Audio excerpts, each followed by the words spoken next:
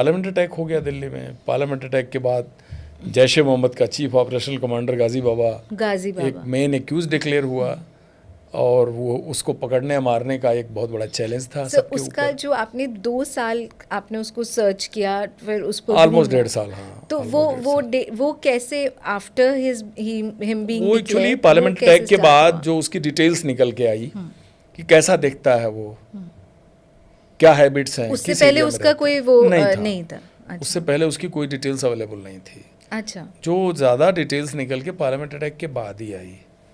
Okay. जो अफजल गुरु के बयान के बल पे या जो भी लोग OGW पकड़े गए थे उन्होंने जो उसके बारे में बताया, तब जाकर के उसका हंट शुरू हुआ। तो इंडियाज ओसामा बिन लादेन। हाँ, इंडियाज ओसामा बिन लादेन, जिसको आपने पकड़ा फाइनली। जी। तो वो कश्मीर में था। ये पूरा सर्च आपने कैसे, मतलब हाउ डिड यू जीरो? पहली बात तो ये कि वो कश्मीर में था, ये पता था। अच्छा। सैटेलाइट फ़ोन वो यूज़ करता था। सैटेलाइट फ़ोन का जो हायर हेडक्वार्टर के डेटा वगैरह थे उससे तो ये आइडिया लगता था कश्मीर में है। और जो पकड़े गए थे पार्लियामेंट अटैक के बाद, इन लोगों के भी बयान थे कि वो कश्मीर में ही रह रहा है। अच्छा। दिल्ली पुलिस कई बार इन लोगों को लेके गई भी थी उसके अड्डों को ढूंढने के लिए, लेकिन अड्डे तक वो नहीं पहुंच पाई। और 2003 में जब प्राइम मिनिस्टर महोदय ने कश्मीर जाने का निर्णय लिया, उस दौरान गाजी बाबा ऑलरेडी श्रीनगर सिटी में वो अपना अड्डा शिफ्ट कर चुका था। अच्छा। और कंप्लीट साइलेंसर पिस्टल शूटिंग और ग्रेनेड थ्रोइंग से जो सिक्योरिटी फोर्सेस को जो वो नुकसान पहुंचा रहा था, ये मुहिम ऑलरेडी वो कर रहा था 1.5-2 साल से। और इससे बहुत ज़्यादा कैजुअलिटीज़ भी हुई। और उसको रह के कर रहा था क्योंकि सिटी के अंदर वो आ गया था उस समय। अब सिटी में रह कहाँ रहा था ये पता नहीं था हमको। तब तक पता नहीं लगा जब तक प्रधानमंत्री महोदय के आने के दिन एक सुसाइड अटैक हुआ। अच्छा। लाल चौक में। और अगले दिन जब वो जा रहे थे तो जिस पाकिस्तानी टेररिस्ट को सुसाइड अटैक करना था उसको हमने जिंदा पकड़ लिया।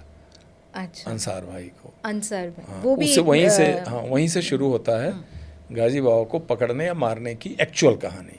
अच्छा। अंसार भाई के इंट्रोगेशन से हम लोग रात को उसका अड्डा पूरा बस्ट करते हैं। उसके अड्डे की पूरे वेपन, हथियार, अम्युनिशन। और वो अड्डे पे नहीं होता जी। वो अड्डे पे नहीं था। नहीं, वो तो हम पकड़ लिए थे। उसी को लेके उसी के निशानदेही पे गए थे। उसका जो कलीग पाकिस्तानी था वो अड्डे पे नहीं था। अच्छा। वो रहता तो इनकाउंटर होता।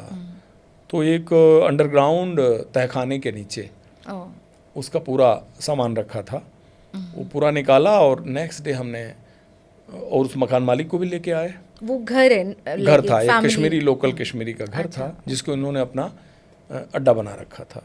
उसके इंट्रोगेशन से हम एक ऐसे कारपेंटर तक पहुंचे जिस कारपेंटर ने इस तरह का एक सीक्रेट चैम्बर डिज़ाइन करता था। अच्छा। टेररिस्ट के लिए, सिर्फ टेररिस्ट के लिए टेररिस्ट उसे कराते थे काम। अच्छा। और उसने गाजी बाबा के लिए भी डिज़ाइन किया था। तो उसको पकड़ के जब लेकर आए तब असली पता लगा कि किस मकान में गाजी बाबा है। ये पता करते करते 29 तारीख हो गई। 27 को PM आया, 28 को चले गए। 29 का ये डेवलपमेंट है।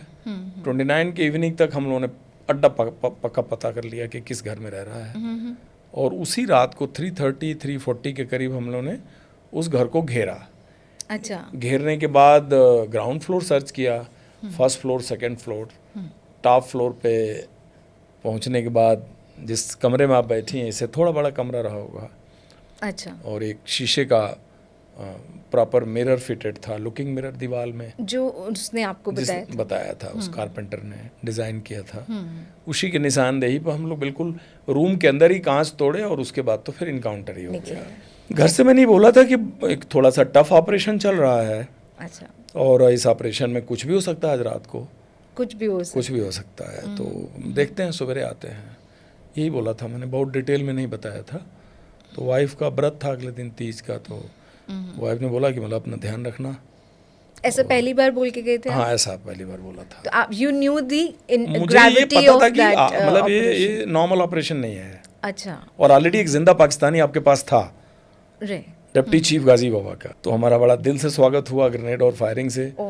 तो शुरू में जो ग्रेनेड्स पड़े उसमें तो हमारे टीम के 4-5 लोगों को ग्रेनेड इंजरी हो गई, उनको रूम छोड़ना पड़ा। तब तक वो फायर कर ही रहा था, मैं तो मुंह पे था उसके ओपनिंग पे ही। तो मैंने AK-47 मेरे पास थी, मैंने उनके फायर, पास भी AK-47? उनके पास भी AK-47 थी। ओके। मैंने फायर किया तो एक तो लुढ़क गया, तो वो आगे जो बॉडी पलटी थी वही गाजी बाबा की बॉडी थी, जो बाद में आइडेंटिफाई हुआ। तब हमें नहीं पता लगा कि किसको लग रही गोली, कौन मारा जा रहा। दूसरा निकल के भागा वहाँ से, राशिद भाई। अच्छा। तो टेरेस से जंप किया तो फर्स्ट फ्लोर पे उसको जवानों ने मार दिया। तो 2 ही टेररिस्ट थे अंदर, दोनों पाकिस्तानी थे। ये 2 थे, हाँ, गाजी हमारे बाबा और राशिद भाई। और हमारे जो अंगरक्षक था एक सिपाही बलबीर, उसको गोली लग गई, वो शहीद हो गया। उसको पहला बस्ट ही लग गया, हमारे से पहले उसको इंजरी लगी। अच्छा, और भागते हुए राशिद ने जो फायर किया वो मेरे हाथ पे, ये कंप्लीट बस्ट लगा, पेट में लगा, पैर में लगा, चेस्ट में लगा। आपको टोटल 7 गोलियां लगी। तो ये पूरे हाथ में लगते चले गए, मतलब हाँ, कितनी? बस एक्चुअली हाथ की ही गोली पता लगी मुझे। बाकी इंजरी मुझे कुछ नहीं पता लगा। उससे पहले आप हाथ का तो हाथ लटक गया। तो AK-47 में करीब 12-14 राउंड रह गया, वो फायर मैगजीन से नहीं हो पाया आगे। अच्छा।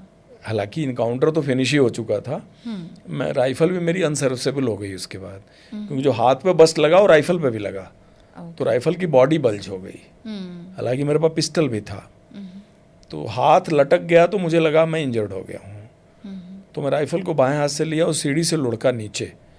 मैं होश में था, मैं चल सकता था। तो यह है कि जिस मिशन के लिए आप गए हैं, इतने खतरनाक आतंकवादी को मारने गए हैं जो आपके पार्लियामेंट पर अटैक किया। बिल्कुल। पाकिस्तानी है, वेल ट्रेंड है, गुरिल्ला वार लड़ा हुआ है, गुरिल्ला वॉरफेयर, अफगानिस्तान वार लड़ा हुआ है, मोस्ट वांटेड है, भारत की कोर्ट तलाश कर रही है। तो मारने के बाद मैं दिन बन गया, ठीक है, बढ़िया हो गया।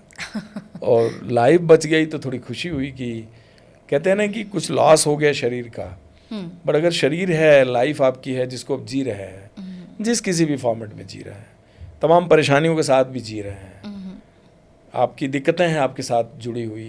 जैसे मेरे साथ कोलोन नहीं है तो एनल पाउच है, एनल पाउच के साथ हमारी हदबंदियां हैं कि वॉशरूम 17 बार 18 बार तो वॉशरूम जाना पड़ता है। अच्छा। मेडिसिन लेना पड़ता है, हाथ इनकेपेसिटेड हो गया, पैर हो गया, तो ये तो उसके फॉल आउट रहे, उसके कॉन्सिक्वेंसेज रहे कि इतनी मुझे इंजरीज हुई।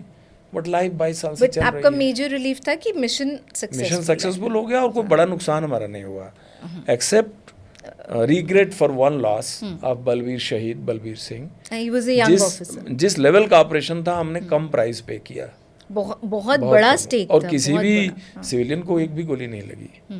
और इतना सराहा गया कि डिप्टी प्राइम मिनिस्टर ने अप्रिशिएट किया इस ऑपरेशन को कि we are proud to say that we killed our Osama bin Laden of India.